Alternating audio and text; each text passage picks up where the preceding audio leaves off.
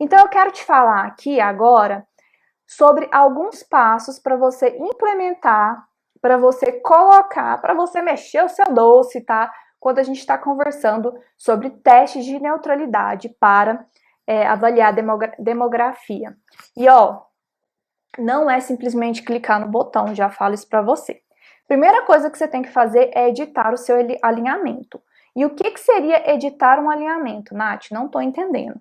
Não vou nem falar aquela edição básica de conferir se é realmente o sítio, tá? Eu não estou falando disso não, isso é básico. Eu estou falando para você de, por exemplo, você ter um pedaço lá do seu DNA que tem uma mutação, por exemplo, sei lá, 10 sítios mutados um do ladinho do outro, sabe? Quando você tem esse tipo de cenário, gente, se você não edita o seu alinhamento, e aí você vai ter que ter um cuidado muito grande para você ter o seu alinhamento original, o alinhamento de referência, esses bloquinhos que a gente chama de mutação, eles representam um único passo evolutivo, tá? Então, se você tem lá uma região que tem 10 sítios um do lado do outro, totalmente diferente em relação a outras sequências, provavelmente aquilo ali foi uma mutação em bloco, porque a probabilidade de que tenha ocorrido uma mutação naquele lugar, e depois uma segunda mutação, e depois uma terceira mutação, e depois uma quarta, uma quinta, uma sexta. Pensa, eu falei para você que a mutação é um negócio complicado de fixar, de ocorrer, enfim. Então, pode ter sido um erro ali na polimerase e a gente tem esses blocos. Esses blocos têm que ser tratados como um único passo evolutivo. Porque se você tratar eles como sítios independentes, aí o que vai acontecer? Vai refletir nas suas estatísticas, e não só na estatística demográfica, na sua datação, tá? Na sua rede de haplótipos. Passo 2 que eu sugiro para você. Editou o alinhamento? Cara, faz uma rede de haplótipos. Porque lá na rede de haplótipos, você vai inclusive conseguir perceber, tá? Se essa rede de haplótipos, ela está com sítios homoplásicos. E isso também é conversa para um outro momento, mas você consegue identificar na rede de haplótipo as encrencas. Identificou uma encrenca, alguma coisa estranha na rede de haplótipo?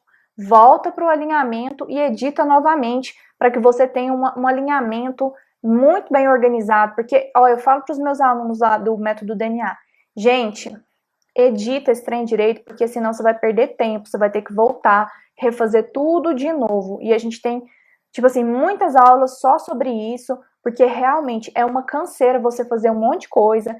Eu mesmo, nesses tempos, errei.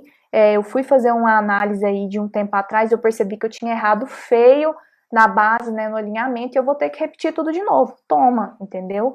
Toma.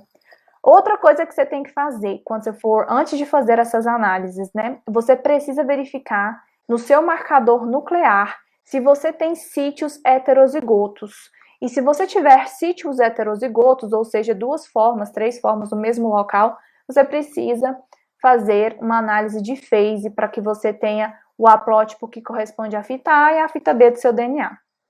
Outra coisa, por isso que eu tô falando, não é trivial, cara, tem muita coisa por trás antes de fazer isso aqui.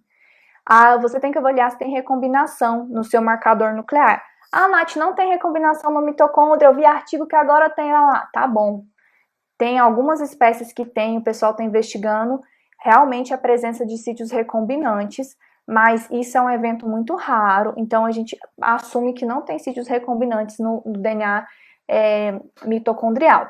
Mas tem um programa que faz essa análise e a gente verifica, e aí a gente tem que retirar esses sítios recombinantes. E se você quiser, coloca aí para mim, quero uma aula sobre recombinação que a gente faz e mostra o que é e por que tem que tirar.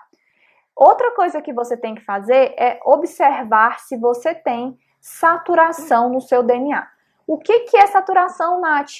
Na minha região de estudo, saturação é para você avaliar se tem um ponto de mutação muito elevado em algumas partes dos seus códons, das regiões expressas de DNA.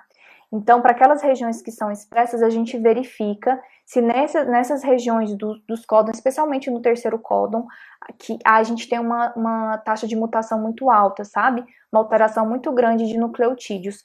Geralmente, quando a gente tem muita saturação, a gente tem também muita homoplasia.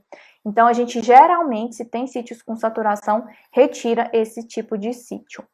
Depois disso, você vai montar o seu input, tá vendo? É muita coisa. Você vai montar o seu input, no Arlequim, ou para o DNA-SP. O DNA-SP é um programa que eu gosto bastante, ele faz também esse tipo de teste. Você pode utilizar um arquivo FASTA, tranquilamente ele vai ler. É até mais fácil, que você não precisa fazer um arquivo .arp, que o Arlequim usa.